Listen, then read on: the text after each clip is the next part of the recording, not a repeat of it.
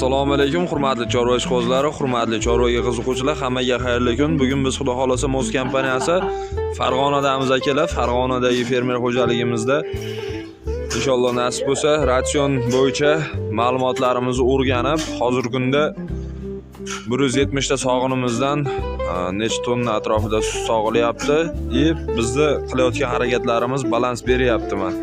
Shu to'g'risida ma'lumot olish uchun keldik. Mana vet vrachlarimiz bilan birgalikda mollarimizni kunlik sharoitidagi o't yeyish holatini o'rganib chiqib, inshaalloh nasib bo'lsa, chiroyli tarzda,